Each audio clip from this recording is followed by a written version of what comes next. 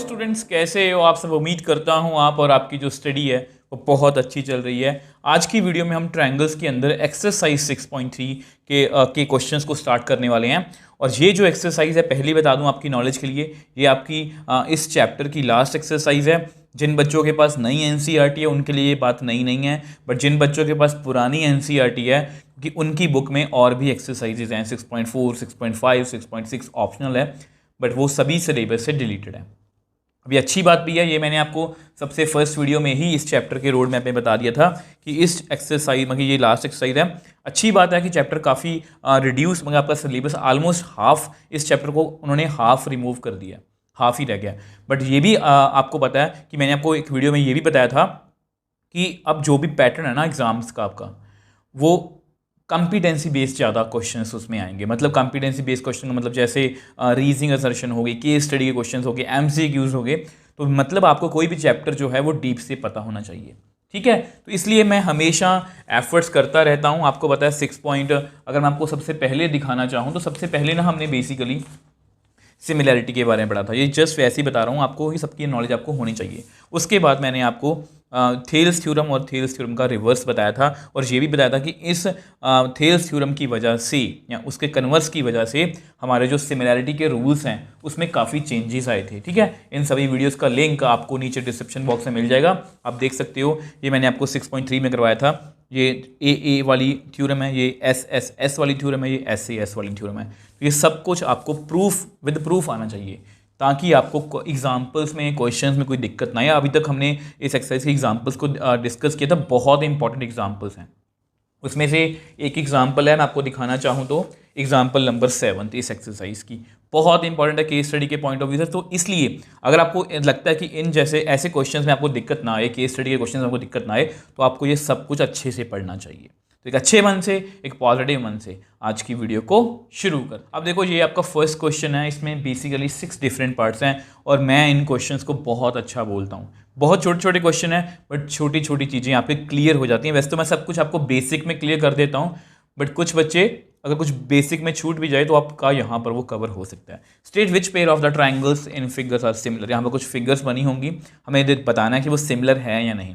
Right this similarity criteria used by you for answering the questions and also write the pair of similar triangles in symbolic form। मतलब हमें ये देखना है कि कौन से रूल से वो सिमिलर हो रही हैं, कौन से रूल मतलब वो सिमिलर हैं या नहीं। अगर वो हैं तो रूल बताओ, उसको सिंबॉलिक फॉर्म में लिखो, मतलब सिमिलर का साइन डाल के हमें लिखना है। तो सबसे पहले फर्स्ट पार्ट की बात करते हैं। अब देखो, ये आपका फर्स्ट क्वेश्चन है।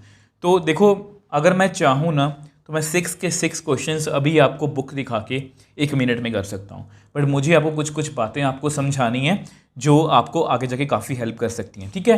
तो आपको पता है हमें सिमिलर देखना है, तो आपके सामने 3 यही रूल आने चाहिए, ए, एस, ठीक है। तीनों रूल्स आप देख रहे हो। अब आपको पता है यहाँ पर एंगल्स की बात ही हो रही है, तो मेरे अकॉर्डिंग यहाँ पर ये दोनों रूल्स जो हैं इनको हम पीछे कर देते हैं। मेरे पास सामने एक ही ऑप्शन बचती है कि इनको देख के ए, ठीक है। अब ऐसा नहीं है कि एंगल को देख के जैसा मतलब कि उस थोड़ा सा जल्दबाजी कर दो और क्वेश्चन को गलत कर दो। आपको ये पता होना चाहिए कि कॉरस्पॉन्डिंग एंगल सेम होने चाहिए। यहाँ पर ए एंगल जो है वो पी के इक्वल है, ठीक है, और बी एंगल जो है वो क्यू के इक्वल है, और सी एंगल जो है वो आर के इक्वल है। देखो, अगर आपको जरूरत, सब कुछ बातें मैं आपको बता के चलूँगा। अगर आपको लगे कि हमें ट्रायंगल्स को या किसी भी एक ट्रायंगल को रोटेट करके देखना है, आपको हमेशा बताता हूँ कि जरूरी नहीं है कि ये क्वेश्चन ऐसे आएगा। हो सकता है कि ये ट्रायंगल टिल्टेड होती, ये ट्रायंगल ऐसे घूमी होती, ये ट्रायंगल जो है ऐसे घूमी होती, तो उससे क्या होता कि हमें खुद से देखना होगा कि क्या रोटेट करके मेरी बात बन रही है। तो इस बात का आप ध्यान रखोगे। ये देखो, ऊपर वाले के इक्वल, लेफ्ट वाले के, राइट वाले के। देयरफॉर बाय ए रूल, तो उन्होंने बताया कि रूल बताओ ट्रायंगल ए बी सी, ये कौन सा साइन है, सिमिलर का, ट्रायंगल पी क्यू आर। तो बस हमें यही बताना था और ये हमारा जो है बहुत ईजिली हो गया। अब देखो, नेक्स्ट क्वेश्चन सेकंड की बात करते हैं। अब कोई भी ऐसा क्वेश्चन हो, देखो कोई भी ऐसा क्वेश्चन हो तो मेरे दिमाग में वही 3 रूल आते हैं सिमिलरिटी के, ए, एस। तो आपको पता है यहाँ पर तीनों साइड्स ही गिवन है, तो ए और एस तो हमारे किसी काम का नहीं है। तो अगर इसको सिमिलर होना हुआ तो एस रूल से ही हो सकता है। तो सबसे पहले एक साइड पकड़ते हैं, जैसे ए बी पकड़ लेते हैं और ए बी 2 है। अब देखो 3 इसका डबल है, क्योंकि 3 का डबल 6 है, 2 का डबल 4 है, इसका डबल ये है, तो ये हो जाएगी। तो ए बी साइड पकड़ लेते हैं। अब ए बी का कौन है, क्यू आर। अब ए बी है हमारा 2, ये है 4, तो इसको कट करते हैं, यहाँ 1 और यहाँ पर 2, तो यानी कि ये कितना आएगा कट हो के 1/2। सेम वे से अब बी सी साइड को पकड़ लेते हैं। अब बी सी साइड और यहाँ पर कौन सी है, पी आर, ये 2.5 है, ये 5 है। थोड़ा सा इसको सॉल्व करते हैं डेसिमल हटा के, तो अगर इसको कट करेंगे तो हमारे पास आएगा 5 5 से 25, 5 2 से 10, मतलब कितनी आ गई वैल्यू हमारी 1/2। बी सी और पी आर भी हो गया, ठीक है। अब रहेगी 3 वाली साइड ए सी, और इधर को कौन सी है, पी क्यू, ठीक है। तो इस बात का आप ध्यान रखोगे, ए सी 3 है, ये 6 है, तो इसको हम कट कर देते हैं। तो यहाँ पर 1 और 2 यानी कितना आएगा 1/2, ठीक है। अब क्लियरली अब आपको पता है देयरफॉर कि ये जो है ये तीनों आपस में इक्वल है। Therefore by S S S rule triangle A B C is similar to. अब यहाँ पर एक बात का आप ध्यान रखना है कि आपने जो ट्रायंगल है ना ए बी सी बोला है, तो ए बी सी मैंने इसको ऐसे बोला है। अगर आप इसका पीछे आंसर देखोगे तो पीछे आंसर में ऐसा नहीं कि पी क्यू आर उन्होंने बोला क्यू आर पी। अब ऐसा क्यों है ये आपको पता होना चाहिए। ध्यान से देखो, अगर इस ट्रायंगल में इस वाली साइड 3 है, तो अगर इसको मैं रोटेट कर दूं, देखो अगर मैं इसको आपको दिखाना चाहूं तो ध्यान से देखो, ये आपकी ट्रायंगल है, ठीक है। तो उन्होंने क्या किया, इसको रोटेट किया। अब ध्यान से देखो, 3 वाली साइड 6 हो गया, 2 वाली साइड 4 हो गया, तो अब इसको क्या बोलेंगे, क्यू आर पी। तो बस इस बात का आप ध्यान रखोगे प्लीज़। ये पेपर में भी आपको ऐसे क्वेश्चंस डाल के वो कंफ्यूज कर सकते हैं एमसीक्यू वगैरह में। अगर मैंने ए बी सी ऐसे पढ़ा है ना, तो इसको मैं क्यू आर पी पढ़ूंगा। अगर इसको मैंने ए सी भी पढ़ा तो इसको मैं क्यू पी आर पढ़ूंगा। तो इस बात का जो है वो आप ध्यान रखोगे। अब देखो नेक्स्ट थर्ड पार्ट की बात करते हैं। अब इसमें भी जो ट्रायंगल्स हैं वो क्लियरली मुझे सिमिलर नहीं दिख रही, क्योंकि तीनों साइड्स की रेशियो दी हुई है, तो एस एस एस रूल ही हमारा काम आएगा। बट यहाँ पर मुझे क्लियरली दिख रहा है, बट फिर भी फॉर्मेलिटी जो करनी है वो कर लेते हैं। अब आपको पता है अगर मैं एम पी साइड पकड़ लूँ और इसका डबल ये है डी ई, ठीक है। ये जू ही नहीं है कि हमें डबल होगा, मुझे पता है कि 3 का डबल 6 है, 2 का डबल 4 है, इसलिए मैं इस तरह से बोल रहा हूँ, ठीक है। तो इसको कोई क्रैम नहीं करना आपने। तो यहाँ पर मेरे पास कितना आ गया 1/2। तो अगर मैं एल पी साइड पकड़ लूँ, एल पी और इधर है डी एफ, एल पी 3 है, डी एफ 6 है। अब ये भी आपस में कट हो जाएंगे, तो मेरे पास कितना आएगा अगेन 1/2। अब यहाँ पर एल एम है और कौन साइड रहेगी, ये वाली ई एफ, ठीक है। तो ये 2.7 है, ये 5 है। तो इसका अगर डेसिमल हटाएंगे तो कुछ ऐसे बनेगा। तो क्लियरली यहाँ पर M P upon D E ये इक्वल है L P upon D F के, बट ये इक्वल नहीं है L M upon E F के। Therefore given triangles are not similar. तो ये जो ट्रायंगल्स हैं ये सिमिलर नहीं है।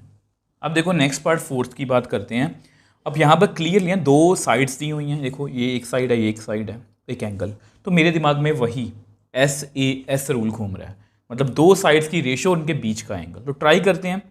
तो देखो यहाँ पर 5 का डबल 10 है, 2.5 का डबल 5 है, तो साइड्स की रेशियो तो मुझे सेम लग रही है। तो पहले ऐसा करते हैं, एम एन साइड ले लेते हैं, ठीक है। M N divide by P Q. अब एम एन है 2.5, पी क्यू है 5, तो ये कुछ ऐसी है, ठीक है। तो इसको अगर कट करेंगे तो मेरे पास कितना आएगा 1/2। तो ये रेशियो तो मेरी सेम आ गई। अब एम एन साइड में एम एल और इधर कौन सी है क्यू आर। ठीक है, एम एल साइड है 5, ये है 10, तो ये तो डायरेक्टली कट हो गई, तो यहाँ पर कितना आएगा 1/2। नाउ अब प्लीज़, मैंने आपको बेसिक्स वाली वीडियो में भी बताया था कि SAS एंगल जो है वो बीच का होना चाहिए। अब यहाँ पर ध्यान से देखो, MN ML और साइड कॉमन कौन सी है M, तो बीच में M एंगल है, M एंगल, और यहाँ पर कौन सा है PQQR, बीच में कौन सा एंगल है Q। अब ये दोनों 70 डिग्री के हैं, ठीक है। सो देयरफॉर, तो clearly therefore by SAS rule triangle MNL is similar to, अब देखो अगर आप पीछे अपना आंसर देखोगे ना, तो पीछे साइड लिखी गई है QPR। अब ये बात बहुत इंपॉर्टेंट है, प्लीज़ अगर मैं चाहता तो मैं सीधा यहाँ से निकल सकता था, बट मुझे आपको बताना है। मान लो पेपर में ये क्वेश्चन आ जाए और वो बोलें कि ये ट्रायंगल्स जो हैं वो SAS रूल से सिमिलर हैं, तो कौन सी ट्रायंगल सिमिलर होंगी? तो आपके सामने ये जो है, मतलब which of these are true, तो कौन सी ऑप्शन जो है वो ट्रू है। मतलब आपके सामने कुछ भी ऐसा वो क्वेश्चन जो है वो डाल सकते हैं, मैं जस्ट आपको समझाने के लिए ऐसा कुछ बता रहा हूँ। चौथी ऑप्शन भी कुछ होगी, वो आपसे पूछेंगे कि ये दोनों ट्रायंगल्स सिमिलर हैं बाय SAS रूल से, तो मैं कैसे लिखूंगा? ये ऑप्शन ए ऑप्शन है, ये बी ऑप्शन है, ये सी ऑप्शन है, कौन सी ऑप्शन सही है? तो आप मेरे को बताओ आप क्या लिखोगे? आप में से बहुत से बच्चे इसमें कंफ्यूज होंगे, क्योंकि आपको ट्रायंगल, मैं आपको हमेशा से बोलता हूँ कि आपको ट्रायंगल को रोटेट करना आना चाहिए। अब उस रोटेशन को दिखाने के लिए ये मैंने कुछ एफर्ट्स किए हैं। ये मान लो आपकी ट्रायंगल है, यही है ना, ठीक है। अब आपको पता है कि ये जो एंगल है, पहली बात तो ये 70 जो है ये ऊपर होना चाहिए, ठीक है। तो ये 70 ऊपर आ गया, ठीक है। अब यहाँ पर जो है ये 2.5 को मैंने किसके साथ कंपेयर किया था? इसके साथ, और 5 को इसके साथ, तो मुझे ट्रायंगल को रोटेट करना पड़ेगा, मतलब इस तरह से। अब 5 वाली साइड पर 2.5 है, 10 वाली साइड पर 5 है। अब ट्रायंगल का नेम मैंने कैसे पढ़ा? MNL। अब इसका ट्रायंगल का नेम पढ़ो QPR। तो बस मुझे यही समझाना। तो इस तरह से NCERT वालों ने नेम लिखा है, वो ऐसे ही नहीं आपको बोल रहे कि इसको सिंबॉलिक फॉर्म में लिख के दिखाओ, यही MCQ बनेंगे, ठीक है। आप मेरी बात समझ पा रहे हो? देखो ये ऑप्शन गलत है, पेपर में अगर आप ये लिख के आओगे ये गलत है, ये भी गलत है, आपके सामने ये सही है। तो ऐसी बातों का प्लीज़ आप ध्यान रखोगे, मुझे आपको यही समझानी है कि ऐसा नहीं है कि बिना सोचे समझे MNL PQR आपस में सिमिलर है, ये गलत है। इस ट्रायंगल को हम क्या बोलेंगे? QPR। क्यों बोलेंगे वो मैंने आपको इससे जो है वो समझा दिया। अब देखो नेक्स्ट पार्ट 5th की बात करते हैं। अब ये क्वेश्चन बिल्कुल इसके जैसे, बट माइनर चेंजेस है, उस माइनर चेंजेस की वजह से ये पूरा क्वेश्चन चेंज हो जाएगा। अब आपको पता है यहाँ पर एक एंगल गिवन है और दो साइड्स की रेशियो गिवन है, यहाँ पर भी सेम था। तो एंगल कौन कौन से गिवन है? Angle A is equal to angle F is equal to 80 degree. अब आपको मैंने क्या सिखाया था? SAS rule. अब SAS में खास बात थी कि एंगल के मतलब कि अराउंड वाली साइड्स, मतलब दो साइड्स की रेशियो के बीच का एंगल, ठीक है। अब यहाँ पर अगर आप देखोगे इसकी एक साइड में AB है,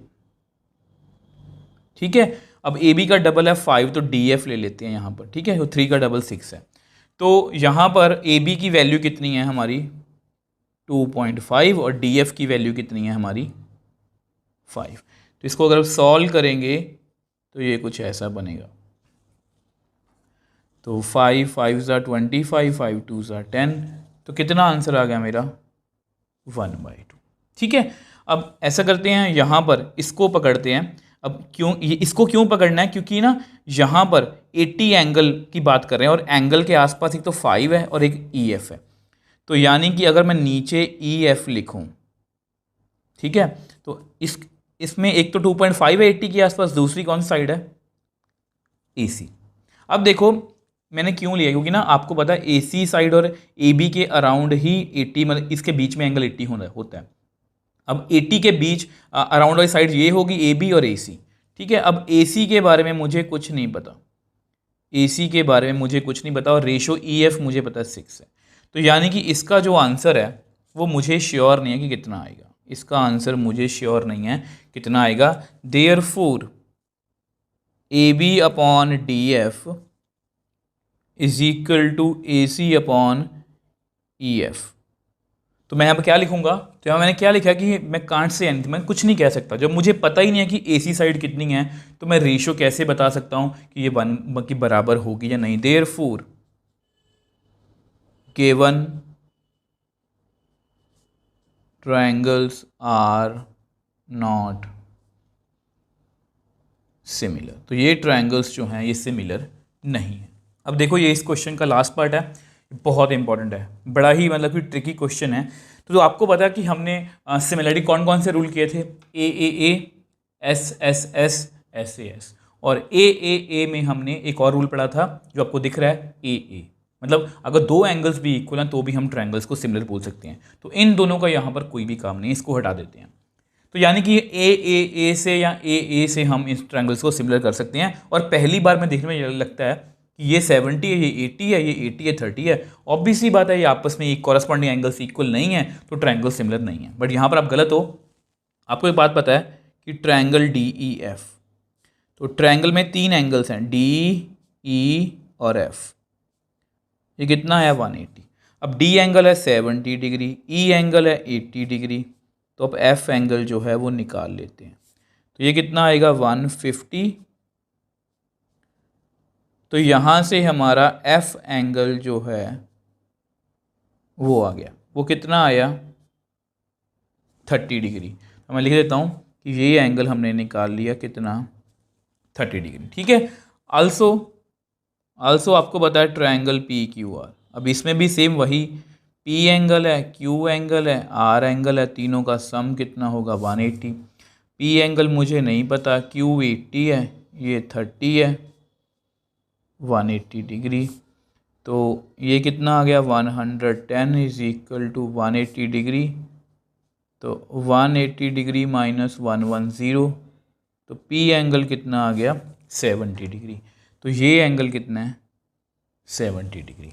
अब तीनों एंगल्स हो गए हैं हमारे। अब आपको पता है angle D is equal to angle P, angle E is equal to angle Q, और angle F is equal to angle R।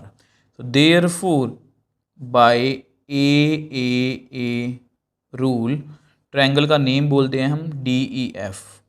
अब वैसे सही पड़ा है 70 70, 80 80, 30 30, बिल्कुल सही है, DEF पड़ा है। तो इसको मैं क्या बोलूँगा PQR।